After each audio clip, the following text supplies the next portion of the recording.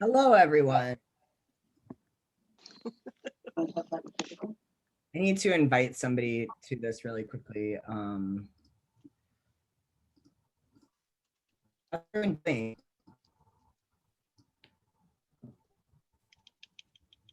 Should we start with an icebreaker of some sort?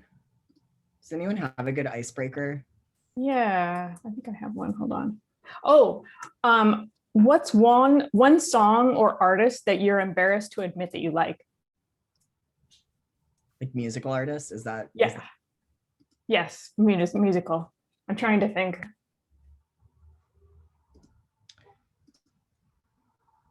I can go. I have one. Awesome. I love Nelly from like the late 90s, early 2000s.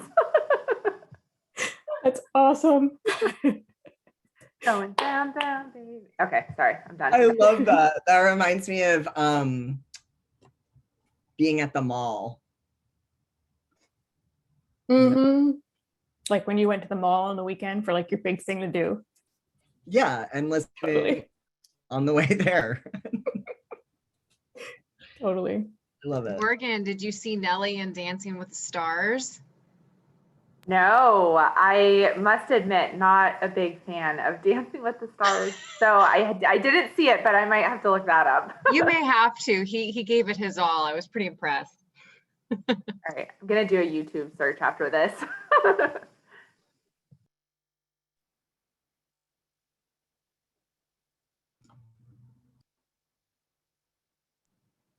Okay, I'll answer the question. For me, it's NSYNC Awesome. and Backstreet Boys. Not gonna Awesome.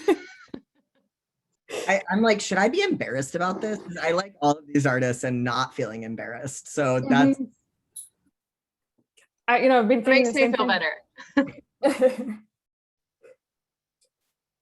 I am not embarrassed about this, but there was a time when maybe I would have, I don't know. Prince. I love all of his songs. I love Prince. You guys are all so way younger than me, and I had great musicians when I was growing up, in the 70s. So rock and roll. I'm not embarrassed to say that, people like Bruce Springsteen and the Beatles and those kinds of things are stuff I grew up listening to. And interestingly enough, now my son, who will be 16 in May, he loves that music because, of course, that's all he got to listen to when he was little. And he's like, Mom, why does my music suck so bad right now? Like, I'm like, I don't know, dude. Sorry about your luck, but you can access all of my music easily now with the internet. I love Prince and I love Bruce Springsteen. I just got done Gabrielle Union's biography, or at least a compilation of stories. And she was talking about the first time she got invited to a Prince like party. And it was literally like these ominous text messages that went out and you couldn't bring a guest. You had to come alone.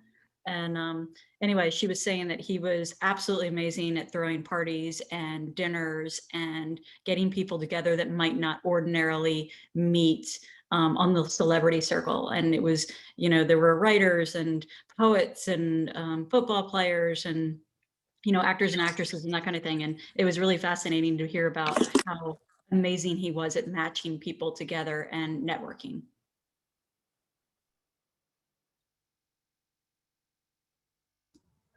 I love that. I lived in Minneapolis for a little bit and his nightclub was definitely had that vibe to it. It was just like a melting pot of fun. R.I.P. I love Prince. He's lovely. I guess I have to share. I mean, I really like musicals and I love Barbara Streisand. I saw her twice in concert, but I'm not embarrassed by that fact. But maybe some would find that embarrassing for me, I guess. I don't know. Okay, I thought of one. Now, you guys probably don't even know who this is, but back in the day, Barry Manilow.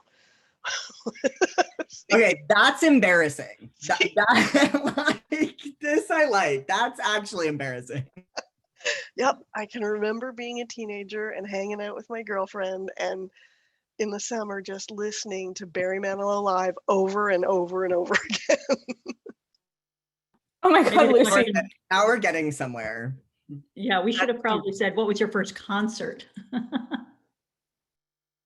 Oh, that's a really good question. Mine was New Kids on the Block. That is amazing. I should have included them in my 3 because that's amazing. Wow. Mine was Barbara Streisand. I was 8. So You're so much cooler than all of us. No. That's awesome though. I just am who I am, you know? I just have been who I am. So the Beach Boys, oh, that makes me jealous. I am a huge Brian Wilson fan. All right. Well, I feel like maybe everyone should share what their first concert was in the chat because this is amazing. Lenny Kravitz. Wow. Jealous. John Denver. Yeah, if you're not familiar, if you go to on Will and Grace, there's a whole episode of Fanilows.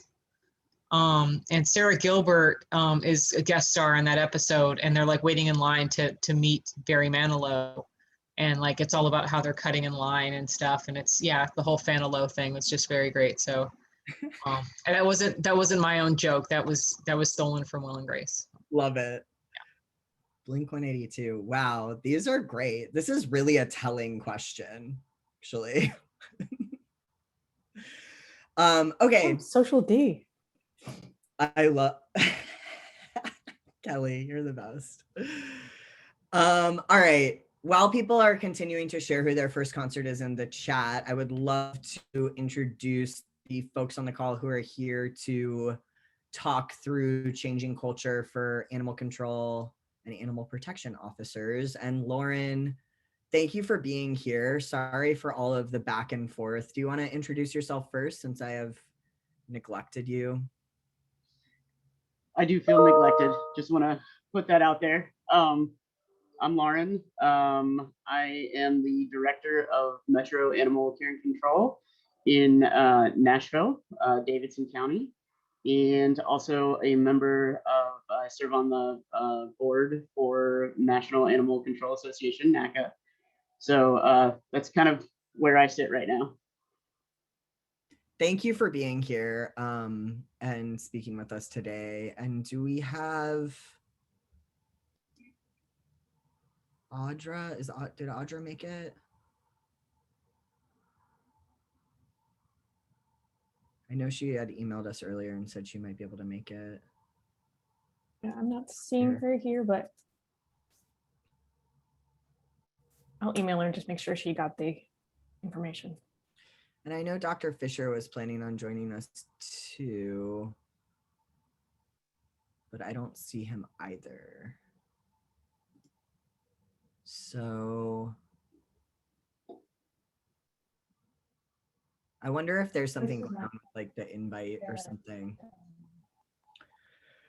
All right, well, we can go ahead and get started. I know this is a big conversation, and I think that it's one that honestly sort of tossing back and forth is huge for this space. So Lauren, I guess I'll start with you being on the NACA board. Can you share some of sort of the biggest changes that you've seen that have been within NACA over the last couple of years that and sort of the direction that you all are moving towards?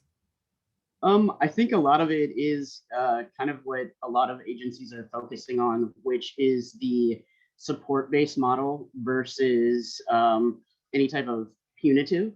Although, there are certain situations that, might require going to that level, but actually it's twofold, actually moving across kind of a spectrum of education prior to any type of punitive action, as well as kind of recognizing the fact that, we all got into this because we want to save animals and that's certainly, our end goal, but also kind of realizing that there's a huge social system that is behind what we see as issues for animals. And it's really taking that into consideration and kind of recognizing those issues, recognizing the barriers, and what we can do organizationally speaking, as well as partnerships, to solve the root or the systemic issue that's going on to better the lives of the animals in the community. So we're really looking at it from a people aspect. I think that's one of the biggest changes, and recognizing that.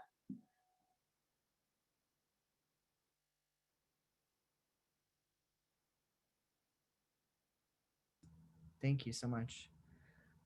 What are other folks doing or seeing? What are you all struggling with, I guess, with your animal control or animal protection in terms of moving towards the sort of vision that Lauren's laying out for us?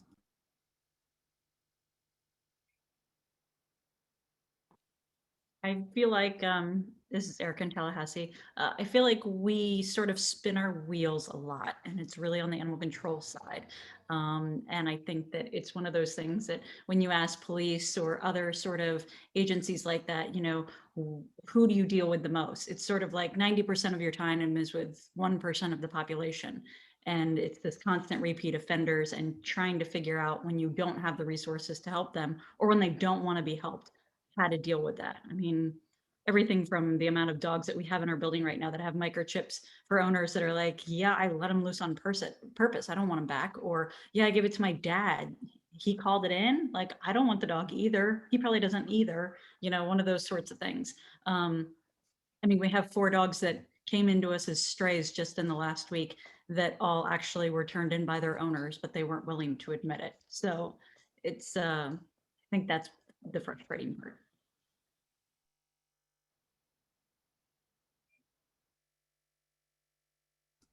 Anyone else? What are you all struggling with?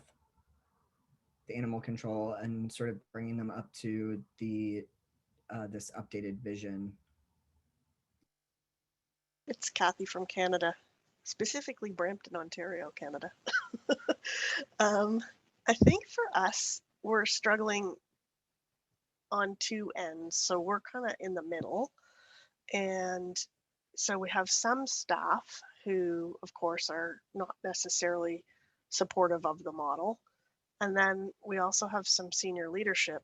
Like, for instance, the person I currently report to is actually a retired police officer, and he is the director of bylaw enforcement as well. So he has the same position as me. He's been upgraded to the commissioner's position, but as a result of that and the fact that he's very law enforcement oriented, you know, like we were just having a conversation yesterday, we're looking at the organization of it.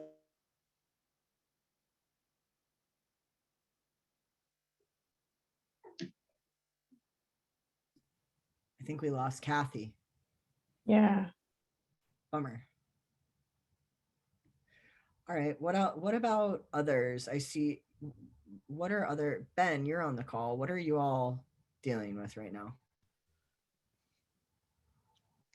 I lost you, but I was done. So You're back. Doesn't have me on here. So it just has my, let's see. Wow. Anyone else want to share about what they're dealing with?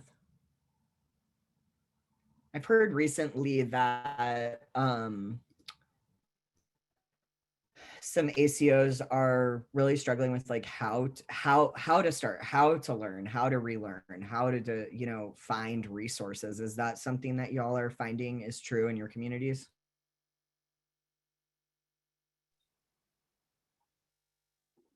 Has anybody, what type of resources are limited, and can I ask where people are looking?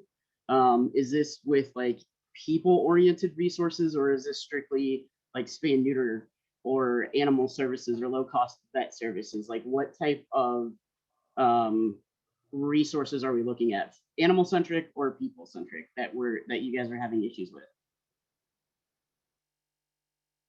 It's a great question.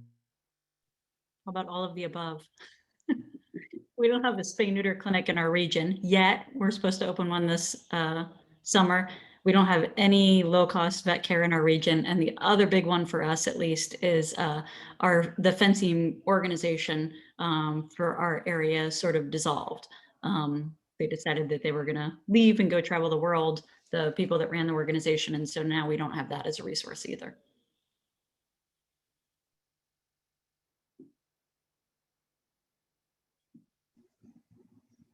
Do you guys find that like other municipal organizations like the police department, do you feel that they have resources that they're not willing to share, or that do you feel that they underutilize as well?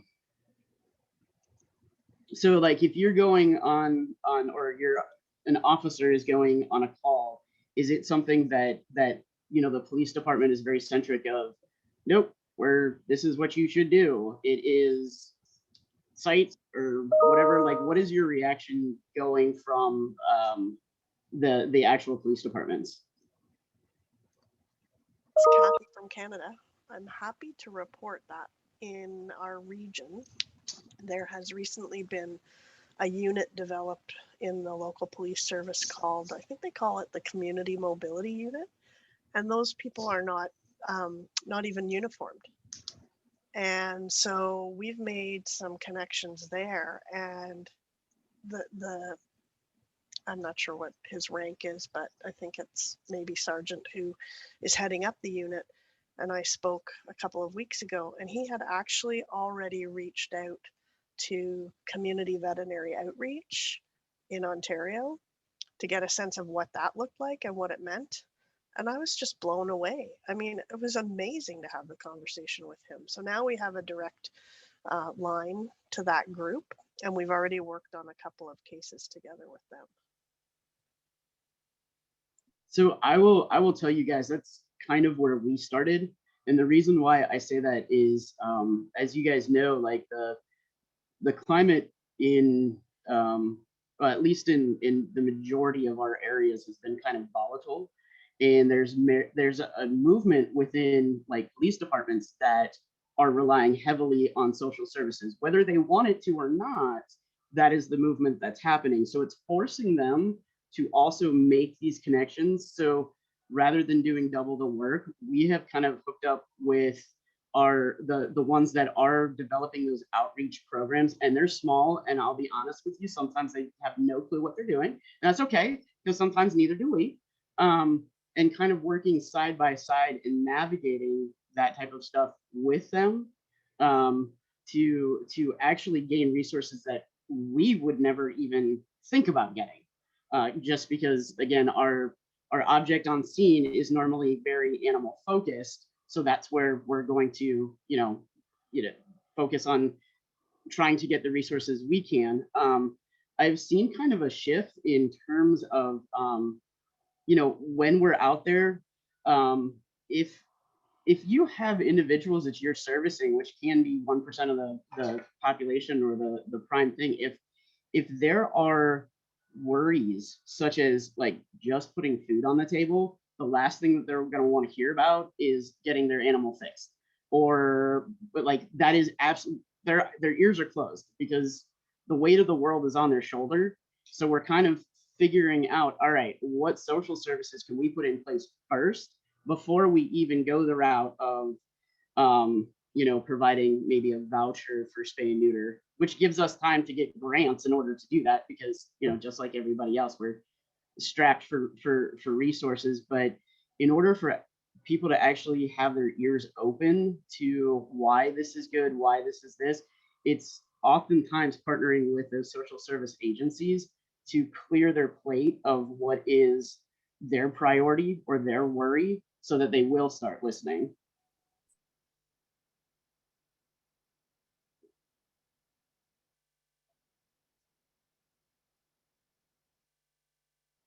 Are you guys seeing any divisions in terms of like old school officers versus new age officers? And I wouldn't say new age, I would say a little bit more progressive.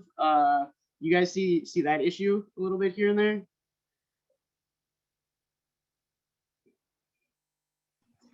I mean, I think that's like typically a lot of different industries, you know, like you have like Spry, like, let's try everything and like whatever. And those people are like, man, we've been doing this for 20 years. Like, I don't want to hear it. There's no money, there's no people, da, da, da, da. So yeah, there's always going to be pushback there, I think, you know, and you kind of see that in, I mean, any facet, whether it's animal welfare or otherwise, right?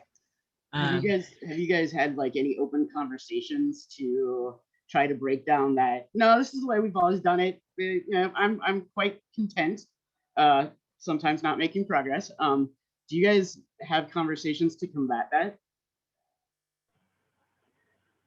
I know I personally put up a fight every time somebody tells me no. So, and I'm like, actually, here's some receipts from this shelter over here doing cool stuff. Here's these guys, here's an SOP, and it's not going to cost you anything. It might actually make you some money. How's that? So yeah, I think just having like data, facts, and then talking about the bottom line kind of helps break down a lot of those fears. And then when you get like 4 or 5 no's, then you just go around and go higher. That's usually my strategy for stuff. But you have to be really persistent and not just kind of give up the first no. But luckily I'm kind of shameless to that regard. So just find the most shameless person on your team and then just, you know, give them all the ammunition and then have them just keep, you know, running it up the line. I've found, so I end up in a lot of like the rural, really small shelters that have, you know, basically no resources. And it's been my experience that just, someone said this in one of the calls earlier, so I'm stealing someone else's phrase, but just show up and give a damn. And it's been what I've kind of done it sounds kind of opposite almost of what you've done, Lucy, is I usually find the lowest man on the totem pole and I make really good friends with them. And I'm like, well, what if we try this? What if we try that? And I've seen how it like trickles out, and just really small things. But I think anyway, so just slightly different approach, but kind of the same thing where you just kind of nudge the really low man on the totem pole. And if it works, it works. Yeah, absolutely. I've done that plenty of times where it's just like, I don't talk to the restaurant owner. I talk to the door person, you know, because that's how you get a good seat, you know, like you know, like friends. So like, yeah. So finding out like, oh, the volunteers who like sort out your donations, or like, you know, somebody who's just been around for a while and they've seen new directors come and go. They've seen the, you know, like, and they've just like, they just kind of know the drill and you're like, I'm gonna learn from you. Like, so, you know, absolutely. I think it's hard to change the perceptions of the organizations that we rely on for resources as well. And I think that's tough. We had a pet pantry and I remember chatting with the guy and I was like, okay, so here are all the addresses that we have for your deliveries. And he's like, well, nobody better be smoking when I show up, because if they have, you know, money for cigarettes, then they don't need animal food. And it was like, oh my gosh, how do we deal with this? And then he's turning around and giving a local rescue all the food that should be sort of supporting their own rescue, you know? And so that's really tough. And we've had it from a current pet pantry as well. Well, I don't want to go into that neighborhood because I'm going to have to lock my doors. And it's just like, okay, then all our animal control officers will deliver it. And so it's hard to depend on other organizations when they've already got all these barriers in place. It's one of those things that we go back to. We can't be everything to everyone, but a lot of times we feel like we need to. So with those other organizations, and this is like on a much grander scale than I think sometimes, I mean, animal welfare is changing cultures left and right. And I think that changing community perspectives just on people or neighborhoods alone is, I mean, that's a crazy task, especially when we're trying to change about 90% of everything else. What we have done is actually partnerships with organizations that go into those communities and that target those communities. So we'll bypass, much like techniques that we used. Oh, sure, we'll take that food. That's fine. What we're going to do is we're going to give it to this outreach worker who is going to go there and be that friendly face and not have. So we've kind of, I don't want to use the word manipulated the situation, but it's manipulation a little bit. And we do that quite a bit, just because I think that, it's going on that hamster wheel of, we have to make an impact. We have to do this. Let's just figure out how. And just like you said, I can't change everybody's mind, but I am going to get the job done.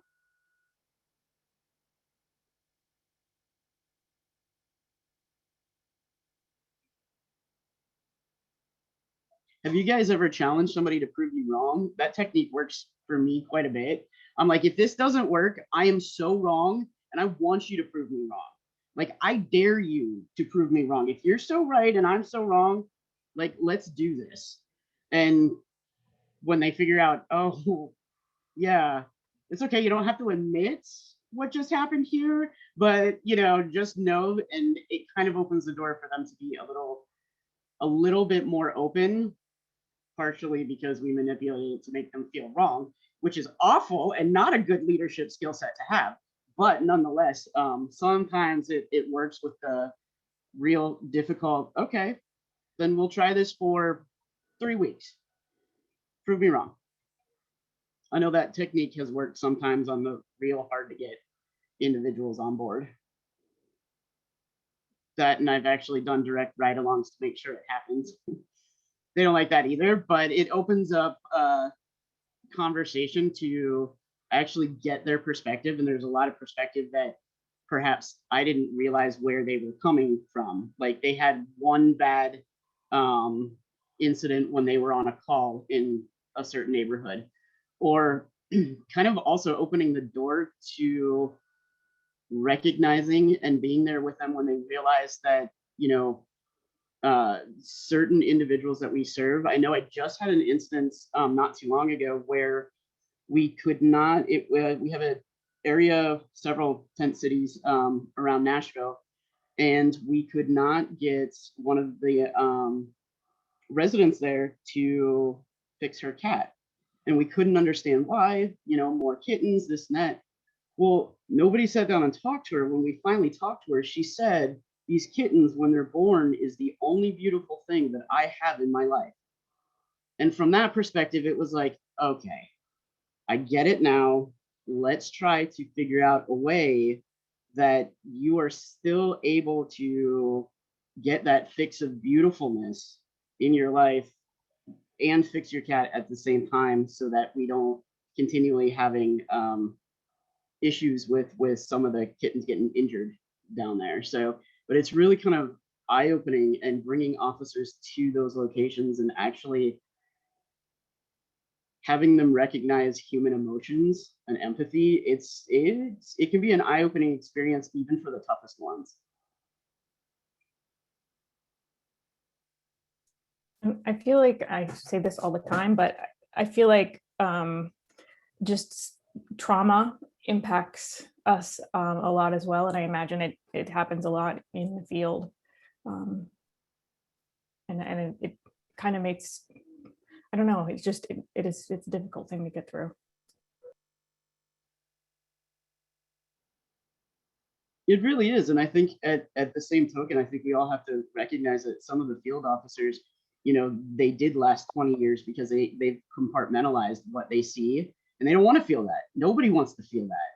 So it's not just providing necessarily the support system for the individuals we serve, but also the ACOs sometimes in the field who see this on a daily, and you want to make that okay and show them the importance of the impact they're having, which is greater and can be looked at versus maybe the deficiencies that in performance, in terms of, I understand that this is very difficult, but look what you did. This is awesome. Like, you just gave hope to somebody who was completely hopeless. Because I know sometimes my ACOs, they definitely feel that way.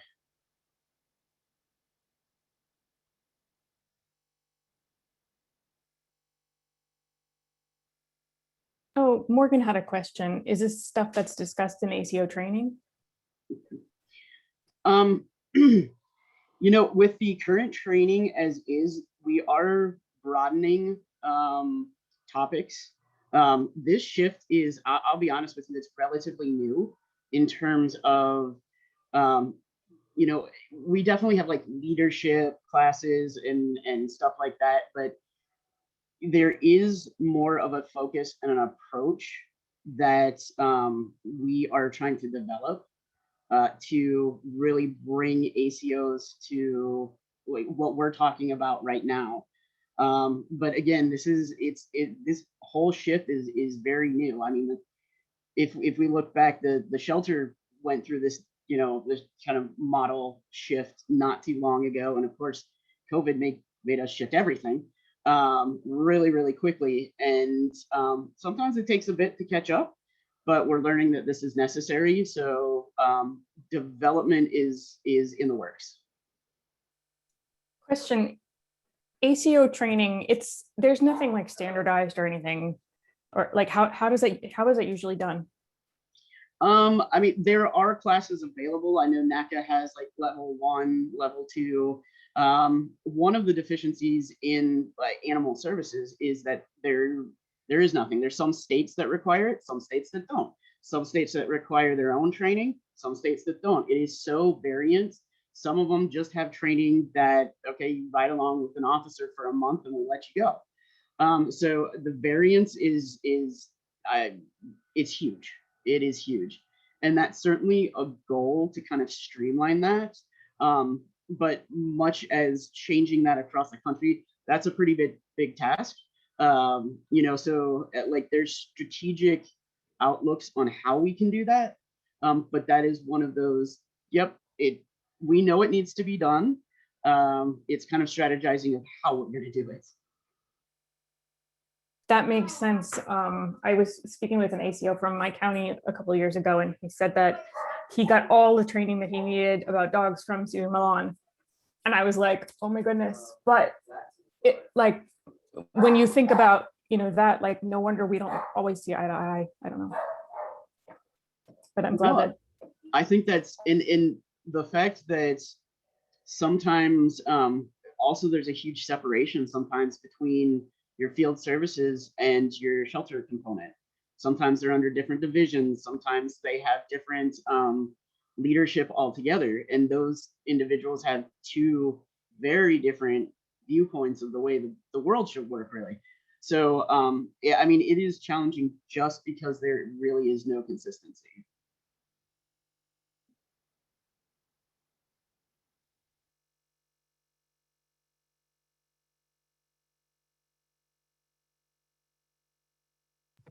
I wonder, have you guys, and maybe this already exists, so apologies if it does, but I wonder if you guys have ever spoken with anybody at Fear Free. I wonder if they could develop a module for ACOs as kind of a, you know, a first step into a softer approach to some things, which I know their focus is obviously just on the animals, but it could be a good conversation starter, maybe. No, I think that's an excellent idea. I know that all of our officers, especially during COVID, when they were only running like specific emergency calls, all of them were required to finish the fear-free model. So we didn't just do it with the shelters, we did it with the ACOs. Just because our ACOs, I mean, we're under one umbrella, so there is still a lot of that impact that happens with their involvement within the shelter. I think it's really also important to build that bridge. I know with our training program specific to Nashville, you guys, the ACOs will work in the shelter for the first month or two. We want you to know what goes on in the shelter. We want you to know if you have a big case and you're going to bring in 200 animals, guess what? You guys are going to help clean, and you guys are going to help take care of these animals, because we also want you to know that your impact doesn't just happen out there, it happens within the shelter as well. And it kind of builds that teamwork, and you'd be surprised. It also changes their thought process when they are in the field and how they approach things. Not that I'm saying they, you know, choose, oh geez, if I have to seize all of these animals, I'm stuck cleaning for, I'm sure that runs through their mind. I'm sure it does, they're human. but on the same token, they're very helpful for bridging that gap between shelter and field.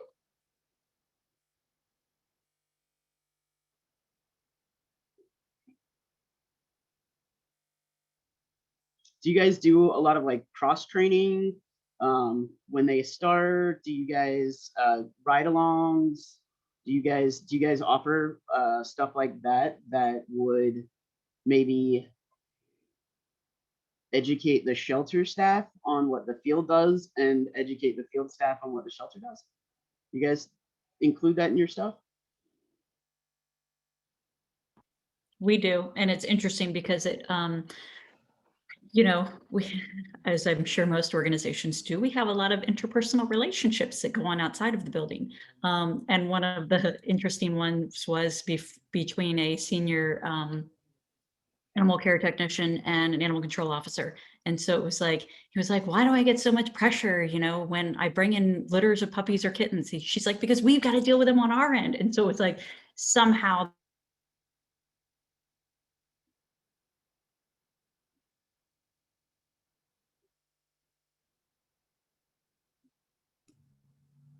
Did Erica freeze for everybody?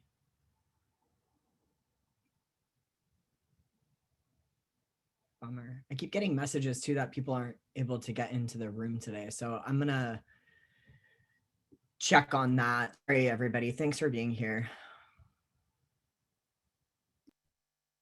Hopefully Erica will reconnect.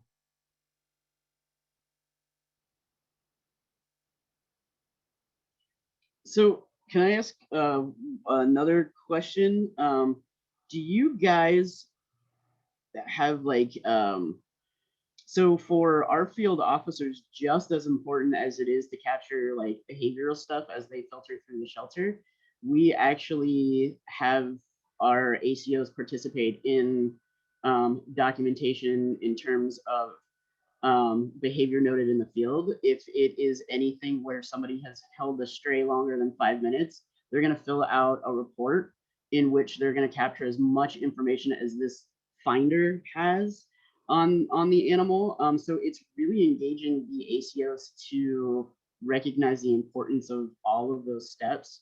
Do you guys do stuff like that? They don't like it sometimes. I'll be honest with you, they don't. But nonetheless, I mean, it's definitely beneficial for the animal's sake.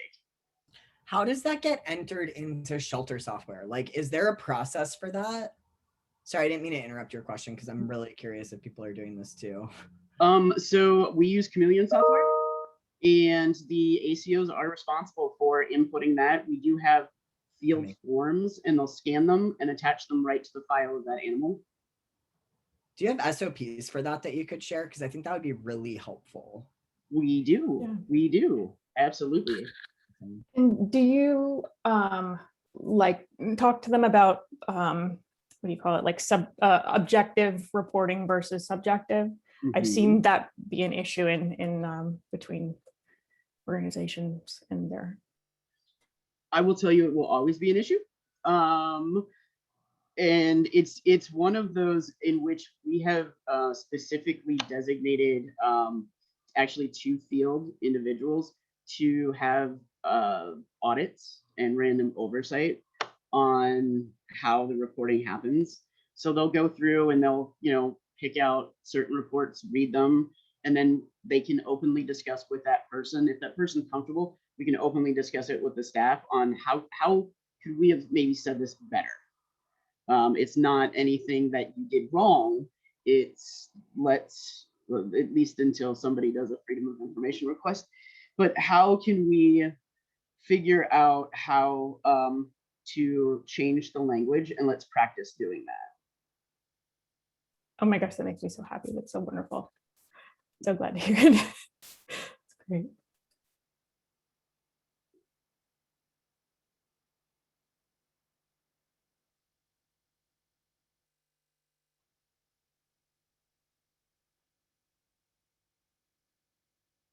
Yeah, I'll be honest with you. It is tough. There's a ton of moving parts, just like in the shelter. I mean, it is a ton of moving parts, and there is a lot more oversight that happens without crossing the line of micromanaging because nobody likes that either. But we do, I mean, we try things get passed, they're going to, but it's definitely an effort on all sides. We also have an individual who is not in the field who reviews reports. We go through a visual kennel screen daily. The staff, there's certain individuals and it rotates so that we get a perspective that somebody that doesn't regularly review this and might not catch certain things. So we have other staff members that will participate in, and we do that with the shelter stuff and the behavior documentation as well, because that it falls in that same category between, you know, objective versus subjective. So, but we're having one of the playgroup seminars come to our shelter this weekend, and we have field operations who are also going to be involved in that, just so they get a better grasp and a whole picture of an animal's behavior, because as we know, when we put them up in the field, sometimes they can be a little crabby.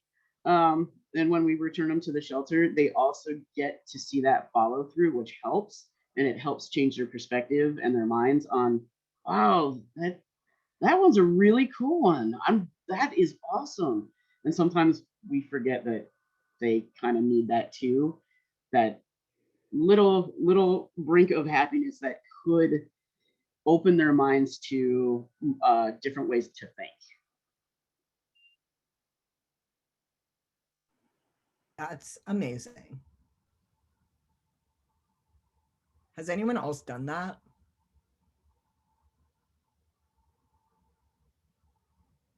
Yeah, when we bring somebody in, like for play groups or talking about dog behavior, that kind of thing, even if it's centered to a particular sort of division within our organization, we have everybody attend, because we just feel like everybody can learn something from when we bring somebody in from the outside. Do you guys do staff enrichment that includes both shelter and field together?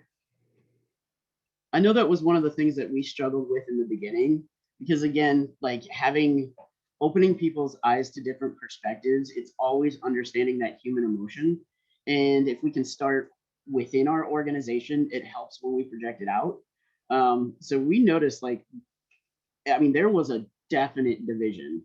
The division actually got a little better when we had a kickball tournament between shelter staff and field, and shelter staff kicked ass, I will tell you. So it's breaking down also the barriers between the two. So it's not a competition, but we're all one team, even though sometimes it's healthy to bring out competition in certain areas. We wanted to have them see that too. That's okay. But do you guys do staff enrichment to include both? That's an amazing idea. I'd like to see photos of that also. I fell like 3 times. There's awesome photos of that probably.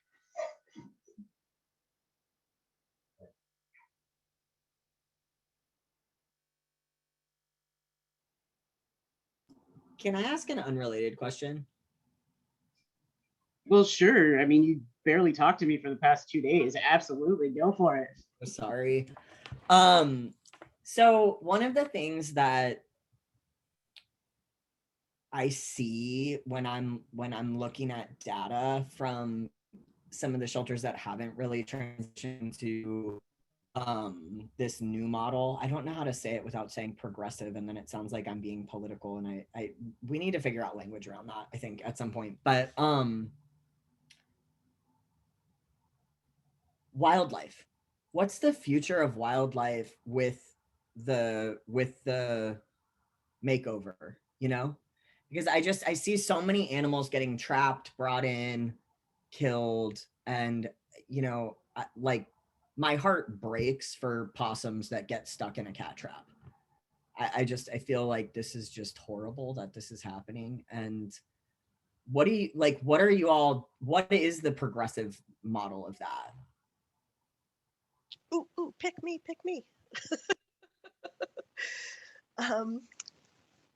we do a lot with wildlife actually where we are, and I spoke at one of the working group meetings, I think, about our approach to wildlife where we are, I think, and we're in a very urban municipality in the Greater Toronto area, but we have lots of natural lands as well. And since I've been there, you know, we've been really progressive, or whatever you want to call it, about wanting to blend the natural environment with the urban environment. And that has been a corporate vision as well. So we've got like-minded people in other areas of the city. But for instance, you know, if it's an animal, people call animal services.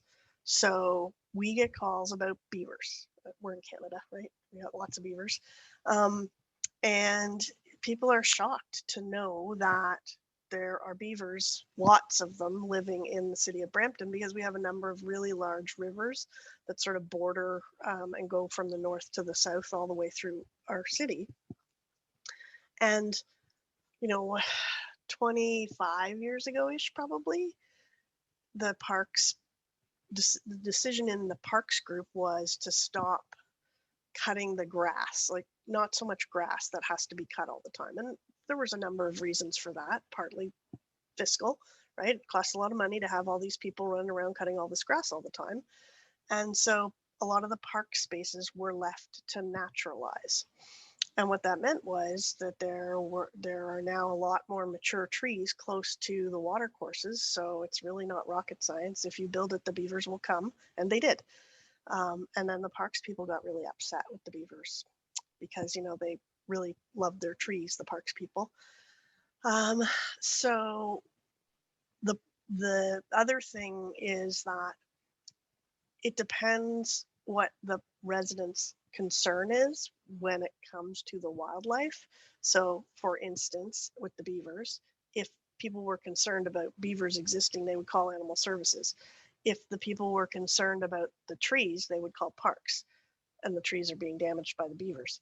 And then if the people were concerned that the water course was being stopped up by the dams created by the beavers, they would call our works people because the water course belongs to them. So unbeknownst to animal services, the works people hired trappers, and they were using conibear traps. I mean, that's what people use to trap beavers, right? And so one day animal services gets a call from a concerned resident who has found a live beaver with a trap attached to its leg at the side of the water. Yeah, it was not a good scene. And we were all freaking out, of course. And then we found out it was our own city that did it. So we changed the approach. So animal services now is the lead on any calls that might involve beavers, and we have a case management approach. So we go out, we check the situation. Is it likely to lead to flooding that will result in damage to infrastructure, not just trees, or private property? If so, then okay, next step, let's deal with the flooding. We'll install a beaver deceiver or baffle device where there's a flow through. As long as we can leave the beavers there. Now the parks people still are not really keen on the trees getting damaged. So now we're starting to work with parks people who have an outreach program, and we're engaging the community to volunteer to come and wrap trees. So they put hardware cloth around the bottom of the trees to protect those trees that are a good resource.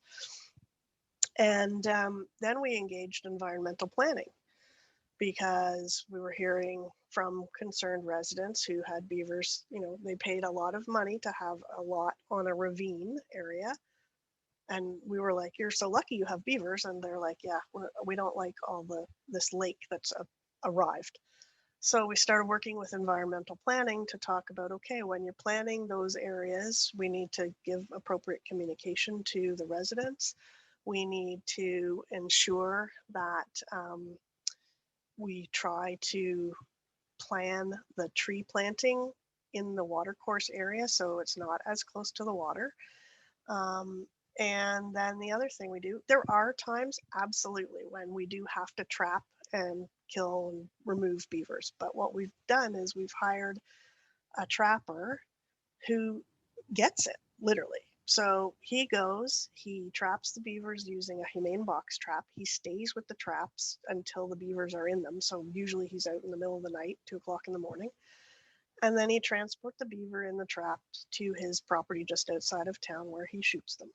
So at least it's a humane death. The only issue I have with that whole process now is the travel, the trapping and the travel, because that'll be stressful for the beaver. But I feel like that is holistically a much better approach to the problem than just trap and kill all the beavers, because 2 years later there's going to be more beavers, as we all know. Anyways, that's what we're doing. I just never would have thought of beavers as nuisance animals. You just like blew my mind. It's so sad to think about like how one animal, like an animal that I never get to see because they don't live here where I am anymore because they've all been killed, is a nuisance somewhere else. It just like breaks my heart. Lauren, what were you gonna say? I see you're unmuted. I think it's I think that there are certain issues with wildlife that are very unique. Like the one you just spoke of, that also has a huge environmental impact, which a lot of the times the calls that we get in our environment are just nuisance in terms of it's not going to affect a certain waterway or anything like that. And my organization and as a whole across the country, it's really focusing in on not trapping at all. But again, those are instances where we're not worried about any type of other environmental impact. We do very proactive approaches in terms of how to live with wildlife, why you need to walk your tiny 5-pound chihuahua when there are coyotes out or hawks that could take it away. Like this is like, what can you do as a pet owner in a preventative measure? The only thing that currently we do is if there is something that's truly sick and injured, then we will go, okay, but it has to be down and out. It can't be, we will not trap for such instance. I know when I started where I am right now, that was a big thing because they were trapping and bringing back. I just used the positive financial impact that it saved our organization and why we shouldn't do this. And if it is something that is wildlife control, we have a different agency that deals with that, and that's who we refer to. But we as an organization have stopped doing that completely. The only time we get involved is if it's sick or injured. We also work with wildlife rehabilitation centers so that if it can be rehabilitated, yes, we will go ahead and do the transport, or we have volunteers if it's safe for them to actually do it, to take the burden off of our officers. We have much the same approach, Lauren, and have had here in Ontario probably for 15 years with respect to nuisance wildlife. Like local animal services, back in the day used to lend out traps to people and go pick them up and bring it back and euthanize it. And we stopped doing that ages and ages ago for the most part. And then there was a phase where it's like, oh, well, you relocate everything, right? Like trap it humanely and then move it somewhere else. And you know, we were coached by the wildlife people, and it's like, this is why this doesn't work. So we've similarly changed our messaging for the most part. But yeah, so that's what we do with the beavers is if there's no threat, then yeah, it's like we spend a lot of time talking to residents and counselors about why it's important to leave the beavers where they are. And we'll do that to the best of our ability. But we do have additional methods that we can employ if the situation has escalated. So I think what's really great from our standpoint is working with the environmental planning group in the city too, because those people are they love the environment, of course. And so it helps me because we have what's called a natural heritage plan that group has developed and got council support to put forward to the community. So when I'm on the phone talking to somebody who's complaining about the fox who's wiped out all of the rabbits, all of them, they're gone. And how we should come and get the fox. I'm like, well, you know, council endorsed this natural heritage plan. Part of that includes the flora and the fauna. And so I'm able to take some of that messaging and just plug it into the stuff that we are getting from residents. I think that's fantastic. Like two very enthusiastic thumbs up on that.